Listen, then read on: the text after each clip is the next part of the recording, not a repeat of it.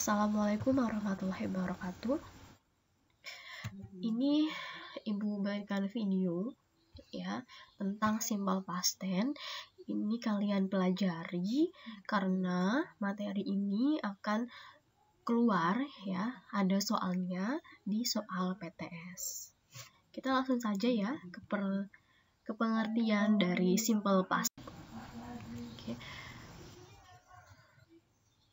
Simple past tense sendiri adalah tenses yang digunakan untuk menyatakan suatu kejadian atau peristiwa yang terjadi di masa lampau.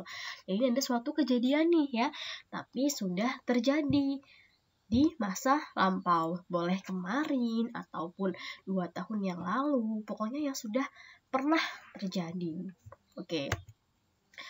Kemudian di dalam bahasa Inggris ya, di semua jenis tenses itu ada 2 jenis kalimat. Yang pertama namanya nominal sentence.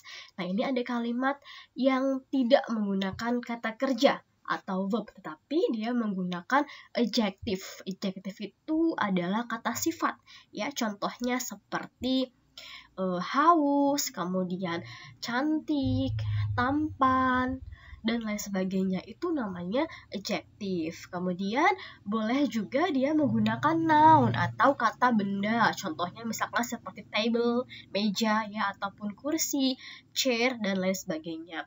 Dan yang terakhir, nominal sentence juga ini bisa menggunakan adverb atau kata keterangan.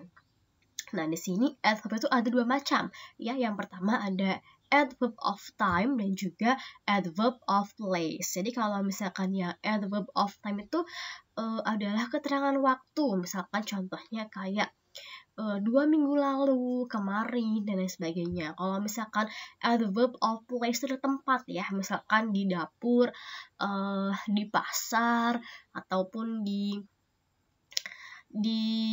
Bandung dan lain sebagainya. Nah, tetapi yang paling sering yang digunakan di dalam nominal sentence itu adalah adjective dan juga noun. Biasanya si adverb ini hanya sebagai pelengkap kalimatnya. Nah, kemudian jenis kalimat yang kedua itu namanya verbal sentence atau kalimat yang menggunakan kata kerja atau verb. Tetapi kalau misalkan di dalam simple past tense itu menggunakan verb bentuk kedua. Kan verb itu ada 3 ya jenisnya. Yang pertama ada verb 1, verb 2, dan juga verb 3. Kalau ini bentuk yang kedua atau verb 2. Nah, ini kita langsung saja ya ke contohnya. Di sini yang pertama ada nominal sentence. Ini adalah tadi yang kalimat yang tidak menggunakan kata kerja. Oke, di sini rumusnya yang ini bentuk kalimat positif ya dalam jenis kalimat nominal sentence untuk past tense ya. Diingat ya. Yang pertama ada bentuk kalimatnya yang positif. Untuk nominal sentence itu rumusnya yang pertama pasti ada subjek. Subjek itu adalah orang yang melakukannya ya, atau bendanya yang melakukan suatu pekerjaan gitu. Nah, kemudian ada to be, kemudian ada adjective. Tadi ya, kalau adjective adalah kata sifat, kemudian noun dan juga adverb. Nah, contohnya seperti ini. Tia was very hungry yesterday. Jadi Tia ini sebagai subjeknya, kemudian to be ini sebagai di sini was ini sebagai to be, kemudian very hungry ini sebagai adjektifnya, dan juga yesterday ini adalah adverb of time. Jadi di sini adverb of time-nya bekerja sebagai pelengkap dari kalimat itu. Ini yang artinya Tia sangat lapar kemarin. Itu ya, ini rumus untuk bentuk kalimat positif ya di dalam jenis kalimat nominal sentence pada simple past tense. Selanjutnya yang kedua ada bentuk kalimat negatif. Sama ya, masih dia menggunakan subjek, kemudian to be. Nah, di sini yang membedakan dia ada tambahan not-nya. Kemudian selebihnya sama ya, dia ada adjektifnya atau noun dan juga adverb-nya. Contohnya seperti ini. Tia was not very hungry yesterday. Jadi tinggal tambahin not aja ya di depan si was itu. Ini artinya dia tidak sangat lapar kemarin. Dan bentuk kalimat yang terakhir di sini ada bentuk kalimat tanya. Rumusnya ini dibalik. Tadi kan kalau misalkan di positif dan juga negatif, to be-nya di nomor 2. Nah, kalau sekarang ini to be-nya di awal. Jadi to be, kemudian subject, kemudian adjective atau noun, dan juga adverb. Contohnya, was Tia very hungry yesterday? Yang artinya, apakah Tia sangat lapar kemarin? Oke, seperti itu ya. Nah, kemudian ini penjelasan lebih lanjutnya. Di dalam simple past tense itu ada 2 to be yang kita gunakan. Ya, yang pertama ada was, tadi seperti yang dicontohkan tadi. Was ini digunakan untuk subjek I, kemudian he, she, dan juga it. Tadi kan di contohnya itu Tia ya. Nah, Tia itu kata ganti dari she atau dia perempuan gitu. Jadi dia harus menggunakan was to be-nya. Kemudian yang selanjutnya, yang kedua ada to be were. Nah, were ini digunakan untuk subjek you, we, dan juga they.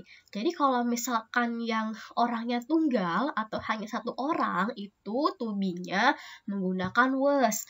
Kalau misalkan untuk orang kedua ya atau jamak gitu, dia to be-nya menggunakan were. Nah, selanjutnya ada keterangan waktu yang digunakan di dalam simple past tense. Tadi kan simple past tense itu adalah tenses yang menyatakan suatu kejadian atau peristiwa yang terjadi di masa lampau ya. Nah, jadi dia harus menggunakan kata keterangan waktu seperti ini. Yang pertama ada yesterday, yang artinya kemarin. Dan juga last week. Last week itu artinya minggu lalu.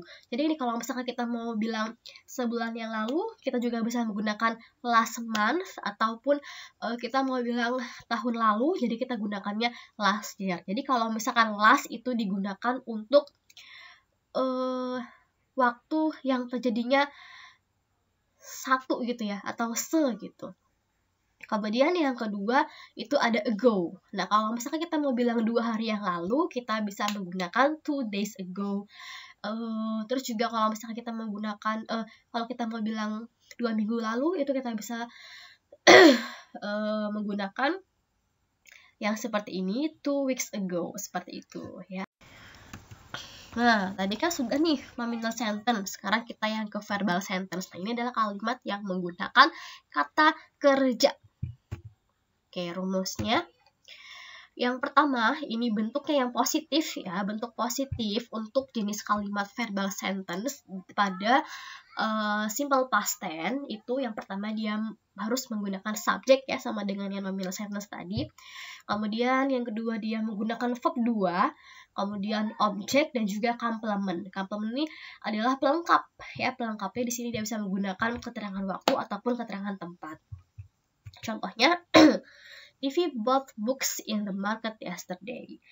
Jadi Divi ini sebagai subjek, kemudian both ini sebagai verb kedua atau kata kerja bentuk kedua, kemudian books di sini adalah sebagai objek, kemudian in the market di sini sebagai keterangan tempat ya atau adverb of place, kemudian yesterday sebagai kata keterangan waktu. Ini artinya Divi membeli buku di pasar kemarin, seperti itu.